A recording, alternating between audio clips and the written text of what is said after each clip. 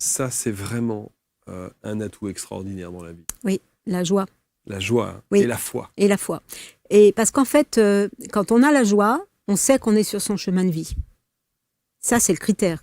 Quand on est sur son chemin de vie, qu'on est là, à sa place, là où on est heureux.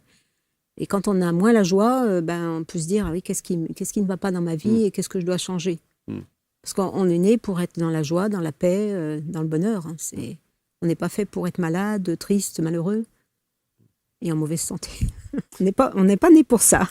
J'ai toujours entendu dire des thérapeutes ou des coachs ou des accompagnants de vie me dire, mais vous savez, si lorsque vous ressentez une émotion particulière face à quelqu'un qui a une attitude X ou Y, ce n'est pas à lui qu'il faut en vouloir, c'est commencer par comprendre pourquoi est-ce que ça génère chez moi ce ressenti-là. Vous êtes d'accord avec ça? Oui, tout à fait, tout à fait. En fait, c'est le fait d'être confronté à des personnes, si ça nous irrite, c'est qu'en fait, on porte la même chose qu'elles. Ça, c'est un critère. Et ça, c'est aussi difficilement entendable. Voilà. Et donc, mais c'est une aide parce que si on reconnaît ce processus, eh bien, on peut beaucoup apprendre sur soi-même et on se transforme à vitesse grand V.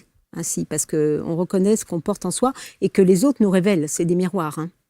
Donc, dès qu'on commence à s'irriter, à s'agacer, telle ou telle attitude, en fait, c'est sous une forme cachée. C'est ça qu'on porte. Donc, c'est vraiment puissant comme processus. Parce que le chemin de la libération intérieure, c'est un chemin de bonheur, en fait. Même si c'est un peu difficile. C'est parfois douloureux. Voilà, ça peut être douloureux. C'est comme une fièvre. C'est un peu douloureux, c'est difficile. Mais ça ne dure pas. Et après, on se sent mieux. C'est comme après une maladie aiguë. Hein, quelqu'un qui a vécu une grippe, il est très courbaturé, mais après, il est régénéré. Parce que le but du corps, c'est d'éliminer toutes les toxiques, qu'elles soient psychiques ou qu'elles soient physiques. Et quand on vit cette élimination profondément, qu'on laisse le processus se faire naturellement, eh bien, après, on est régénéré.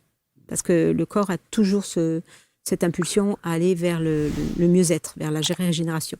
Et il évacue tout ce qui est malsain, il le met de côté, soit dans le foie, soit il le met de côté dans les cellules sous forme de masse graisseuse, enfin d'une façon ou d'une autre, pour empêcher que tout le corps soit touché.